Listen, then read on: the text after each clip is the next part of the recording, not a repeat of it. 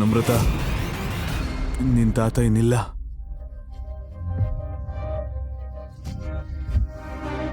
ನಾರಾಯಣಮೂರ್ತಿ ಸತ್ತು ಮರುದಿನವೇ ತ್ರಿಶೂಲ್ನ ಕೆಟ್ಟ ದಿನಗಳು ಶುರುವಾದವು. ನರ್ಮತಾ ಮತ್ತು ಅವಳ ತಾಯಿ ಅವನನ್ನ ಯಾವಾಗಲೂ ಅವಮಾನ ಮಾಡ್ತಿದ್ದರು. ಕೆಲವೊಮ್ಮೆ ಕಸ ಗುಡಿಸಲು ಹೇಳ್ತಿದ್ರು, ಮತ್ತೊಮ್ಮೆ ನೆಲವರಿಸಲು ಹೇಳ್ತಿದ್ರು. ಒಂದು ದಿನ ನರ್ಮತಾಳ ಕಾಲೇಜಿನ ಓಲ್ಡ್ ಫ್ರೆಂಡ್ ಮನೆಗೆ ಬಂದಳು. ಏನ್ ಮನೆಗೆ ಹೊಸ ಕೆಲ್ಸದವ್ನ್ ಬಂದಿದ್ದಾನ?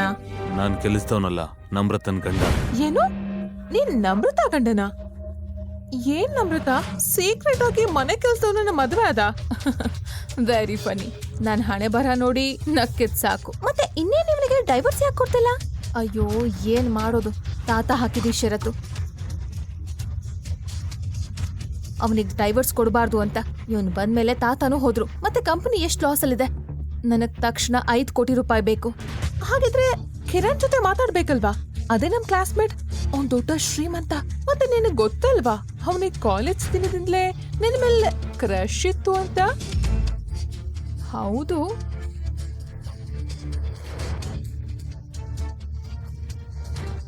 ಕಿರಣ್ನಿಂದ ಸಹನ ಮರಥಾಗೆ ಚಿಕ್ಕ ಚಿಕ್ಕ ವಿಷಯಗಳಲ್ಲಿ ಸಹಾಯ ಮಾಡ್ತಿದ್ದ.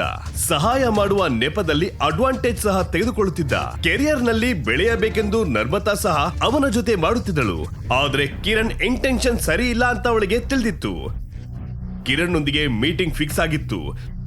ತ್ರಿಶೂಲ್ ಅವಳನ್ನ ಕಾರ್ನಲ್ಲಿ ಕರೆದುಕೊಂಡು ಹೋದ. ಹೇ, ಹೇಗಿದ್ಯಾ?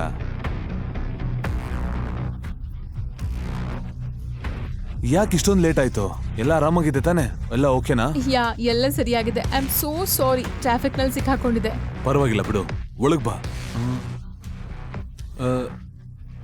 ಅಷ್ಟಕ್ಕೂ ಇವನ್ ಯಾರು? ನೀನ್ ಡ್ರೈವರಾ? ನಾನು ನಮ್ರತನ್ ಗಂಡ ತ್ರಿಶೂಲ್. ಓಹೋ, ಗಂಡ, husband. Hi, I'm sorry Trishul, actually ನನಗೆ ಗೊತ್ತಿರಲಿಲ್ಲ. ಹಾಗಾದ್ರೆ ನೀನು ಏನ್ ಕೆಲಸ ಮಾಡ್ತೀಯಾ? ಏನ್ ಬಿಸ್ನೆಸ್ ಇದೆ ನಿಂದು? ನಿಜವಾಗಿ ನನಗೆ ಕೆಲಸ ಇಲ್ಲ. ನಾನು ಅಷ್ಟೊಂದು ಜಾಸ್ತಿ ಓದಿಲ್ಲ.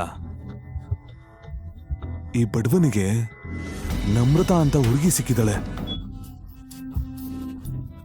ಇರ್ಲಿ ಬಿಡು, ನನಗೆ ಒಳ್ಳೇದಾಯ್ತು. ಅವಳನ್ನ ಬಲೆಗೆ ಬೀಳಿಸ್ಕೊಡುವುದು ಈಗ ಈಸಿ. ಸ್ವಲ್ಪ ದುಡ್ಡು ಖರ್ಚು ಮಾಡ್ಬೇಕಷ್ಟೇ. ಓ ಹೌದಾ, ನನ್ನ ನಮ್ರತನಿಗೋಸ್ಕರ ಇಷ್ಟು ಮಾಡಲ್ವಾ? ಮತ್ತೆ ನಮ್ಮ ಕಂಪ್ನಿಲಿ ಒಂದು ಕೆಲಸ ಖಾಲಿ ಇದೆ. ಹೇಳಿ, ಮಾಡ್ತೀರ ಕೆಲ್ಸನ?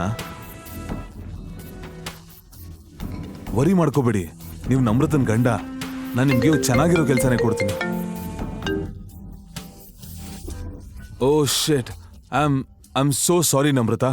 ನನಗೆ ಒಂದು ತುಂಬಾ ಅರ್ಜೆಂಟ್ ಮೀಟಿಂಗ್ ಇದೆ, ನಾನು ಹೋಗ್ಬೇಕು. ಆಯ್ತಾ, ನಾಳೆ ಸಿಗ್ತೀನಿ. ಸರಿ.